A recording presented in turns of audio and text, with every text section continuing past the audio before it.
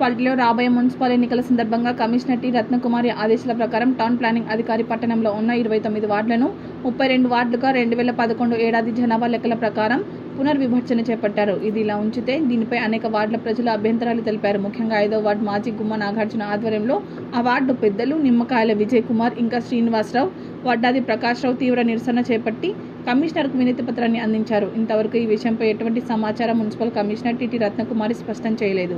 అందువలన పునర్విభజనపై స్పష్టమైన సమాచారం తెలియజేయాలని హైకోర్టును ఆశ్రయిస్తున్నామని గుమ్మ నాగార్జున స్థానిక విలేకరులకు తెలిపారు. ఈ కార్యక్రమంలో గొల్లపల్లి వరప్రసాద్, విజయ్ కుమార్ తదితరులు పాల్గొన్నారు.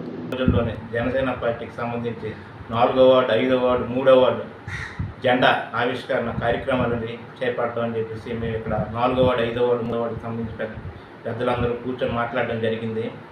అలాగే గత నెల 22వ తారీఖున మేము సాలూరు మున్సిపల్ ఆఫీస్కి పునః విభజన డీలిమిటేషన్ ప్రక్రియ ఏదైతే ఉందో మేము 5వ వార్డు రెల్లి వీధికి సంబంధించి ఒక అబ్జెక్షన్ లెటర్ అనేది మున్సిపల్ కమిషనర్ గారికి, రత్న గారికి ఇవ్వడం జరిగింది.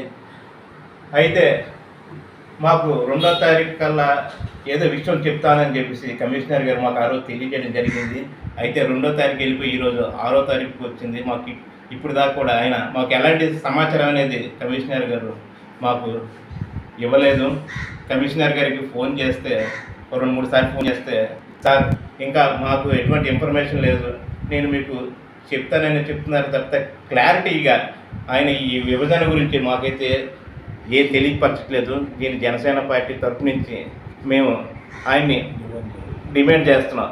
ఏదో ఒక విషయం అనేది ఈ విభజన గురించి తెలియపరచాలిగా మాకని చెప్పి మేము ఆయన్ని కోరుతున్నాం. రేపు రాబోయే రోజుల్లోని ఈ విషయంలో క్లారిటీగా రాకపోతే మేము త్వరలోనే మేము దీన్ని హైకోర్టు వరకు తీసుకెళ్ళడానికి మేము సిద్ధమవుతున్నాం. మరి దీనికి కమిషనర్ గారు మాకు ఏం సమాధానం చెప్తారో మేము వెయిట్ చూస్తామని చెప్పేసి నేను తెలియజేసుకుంటున్నాను.